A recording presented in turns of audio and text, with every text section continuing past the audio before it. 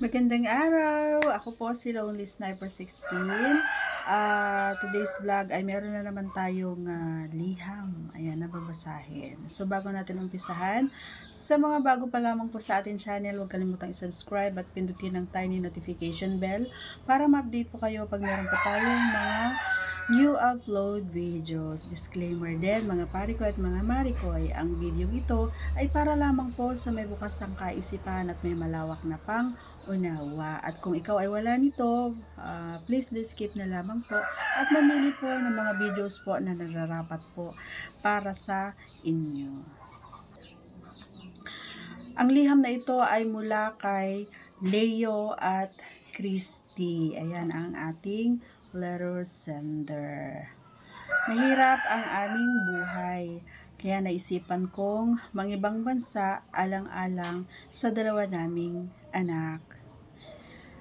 Hindi ko sukat akalain na sa pag-alis ko ay dito magaganap ang pangyayari na hindi ko inaasahan. Ako ay nangibang bansa.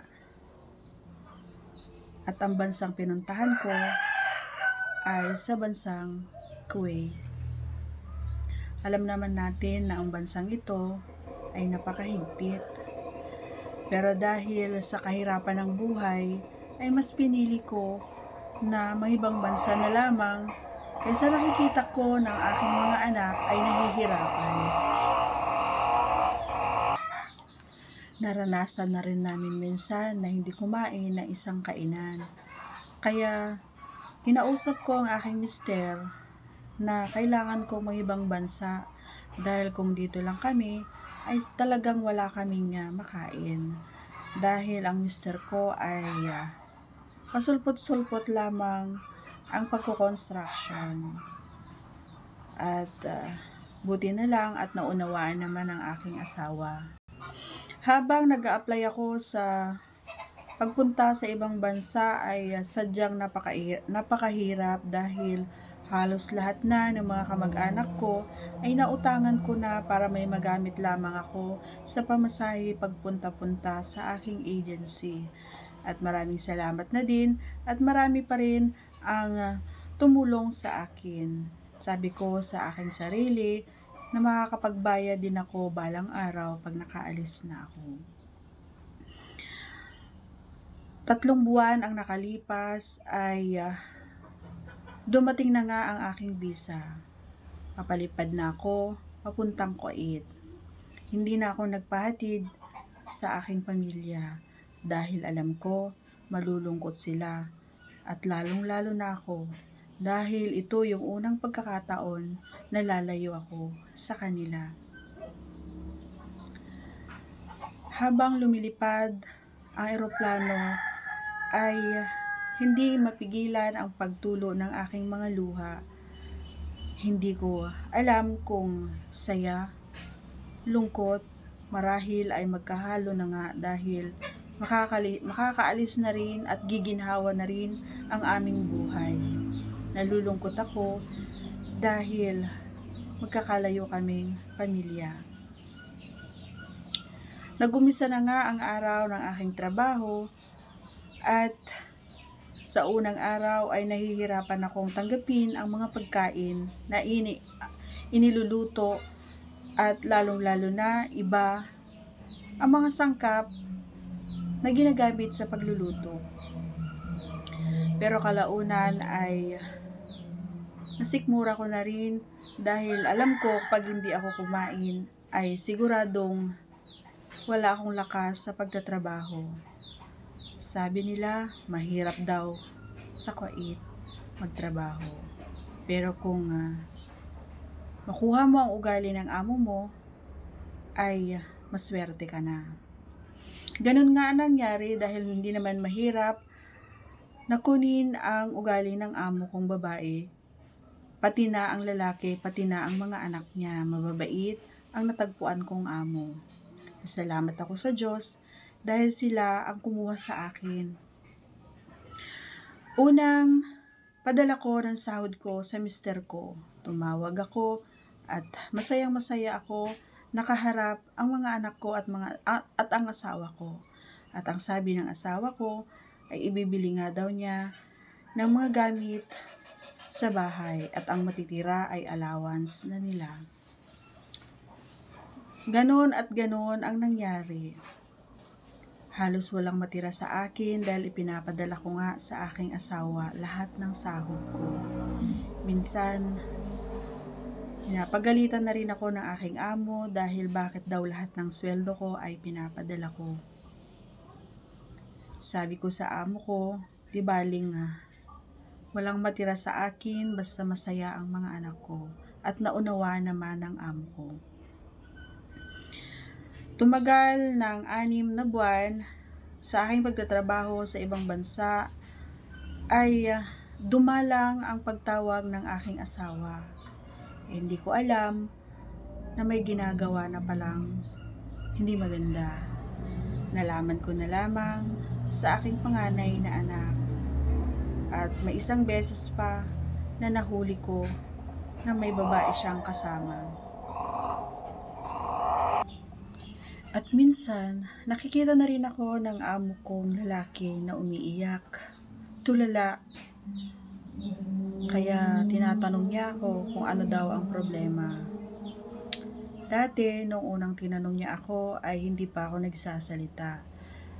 Pero nung tumagal-tagal, ay naikwento ko na sa amo kong lalaki. Dahil makulit, tinatanong niya lagi kung bakit daw ako malungkot at umiiyak palagi. Ang asawa niya ay napakabait, maganda rin ang pangangatawan. Alam mo naman, sa kultura nila ay hindi talaga nila pinapabayaan ang sarili nila. Laging wala ang amo kong babae dahil nagtatrabaho ito. At ang amo ko namang lalaki ay gabi na kung pumasok. Kaya minsan, dadalawa lang kami sa bahay nila. Habang patagal ng patagal, ang aking pagtatrabaho sa bahay nila ay nakakalimutan ko ang sakit na dulot na binigay ng aking asawa. Nag-focus na nga lang ako sa aking 2 anak at pinakuha ko na ang aking mga anak sa aking mga magulang. Gayunpaman, tumatawag ang aking asawa pero buo na ang pasya ko na ayaw ko na.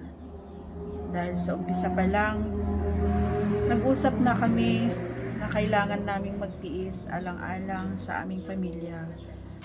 Ang pangako niya ay hindi niya tinupad. Ilang buwan pa lang ako dito sa abroad, ay niloko niya na ako. Ginamit at winaldas pa ang pinagpaguran kong pera.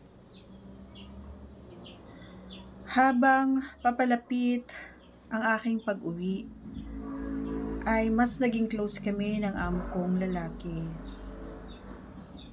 Minsan, siya na rin ang nagluluto ng pagkain niya. Ayaw niya na mapagod ako. Hinahayaan niya akong matulog sa kwarto ko.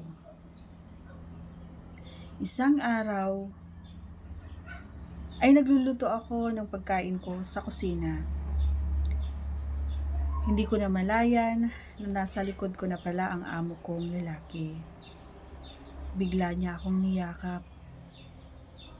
At ang sabi niya sa akin, na maligo daw ako. At tinanong ko naman siya bakit. Bigla niya akong niyakap ng mahigpit. At dahil siguro nakita niya at naamoy niya na basa pa ang aking buhok, ay hinila niya ako sa kwarto nilang mag-asawa. Hindi may pagkakaila, lonely sniper, na napakagwapo ang amo kong lalaki. Bata pa at matipuno. Malaki ang pangangatawan at matangkad. Chinito ang kanyang mga mata. Maputi ang kanyang kutis. mabait, palaging nakangiti, kaya kahit sinong babae ay mai-inlove sa kanya. Dahil siguro sa lungkot at galit na ibinigay sa akin ng aking asawa, ay bigla na lamang akong nagkaroon ng pagtingin sa aking amo. Hindi ko sinasadya na magkagusto ako sa kanya. Tumagal ang aming relasyon at marami ang naganap na walang kaalam-alam ang aking among babae. Pag wala ang amo kong babae, ay tinatawag niya ako sa kanyang kwarto.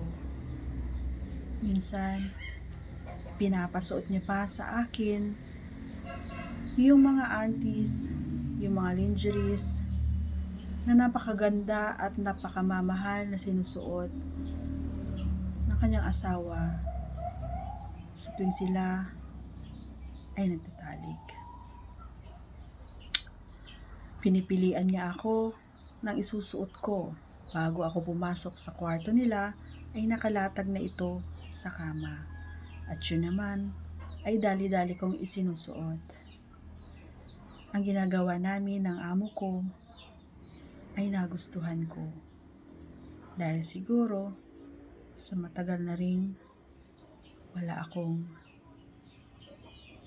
kajot. Halos araw-araw na may nangyayari sa amin ng amo ko. Dahil siguro may isang bagay na hindi ginagawa ng amo kong babae ay nakagiliwan at nakasanayan niya na ang ginagawa ko sa kanya, ang pagsubo kay Junjun niya. Sabi nila, pag taga-ibang bansa, malaki daw si Junjun. Tama ka nga, Lonely Sniper. Dahil ang amo ko ay pinagpala. Malaki, mahaba, at mataba. Halos hindi ko nga kayang isubo sa sobrang laki niya. Pero mas pinili ko na paligayahin, pasayahin ang aking amo dahil mahal ko na siya. At nakikita ko na nagugustuhan niya ang aking ginagawa. Hanggang sa yung ginagawa ko sa kanya na pagsubo sa kanyang Junjun, ay nagulat ako isang araw. Bigla siyang bumaba at kinain niya ang pechay ko.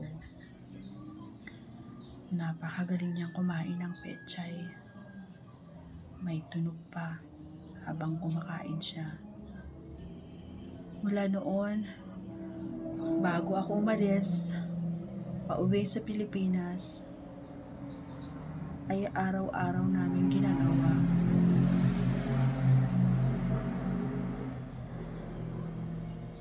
Pero ang pinaka-paborito niya na ginagawa ko sa kanya ay ang kainin ng Junjun niya. At yung ako, yung bumabayo sa taas niya. Mabilis labasan ang aking amo, Lonely Sniper. Pero dahil siguro sa tagal na wala akong kajot, ay natutunan ko ring sumabay sa tuwing siya ay nagpapalabas na. Dumating ang araw ng aking flight pauwi sa ibang bansa, sa aking lugar.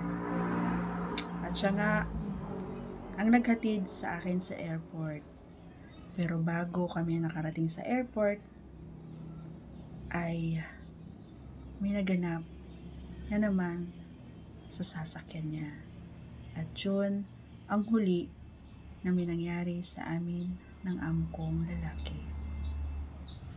Walang nakakaalam kundi siya lang at ako Mula noon, hindi na naulit. Dahil hindi na ako bumalik sa abroad dahil wala nang mag-aalaga sa mga anak ko. Hanggang dito na lamang ang aking kwento, Lonely Sniper. Maraming salamat sa iyong pagbabasa. More power and God bless sa iyong channel. Maraming salamat sa tiwalang pinagkaloob mo sa akin, idol. At hanggang sa muli, ingat ka palagi. Ayan, pray lang. Ayan, darating din ang araw na makakamtan mo ang saya. Ayan, sa iyong buhay. Ayan, mag-focus ka lang sa mga anak mo. Ayan, may darating, maghintay ka lang. Alright? So, yan, bago natin i-end ang ating video, yan, please do me a favor, paki-subscribe at pakipindot ang tiny notification bell para ma-update po kayo pag meron po tayong mga new upload videos. Ayan, God bless everyone. See you on our next vlog. Ayan, sa mga gusto mag-send ng letters, pwede po kayo mag-send. Send mo lang po sa aking Facebook page, Tiriang Vlog. Ayan, bye-bye!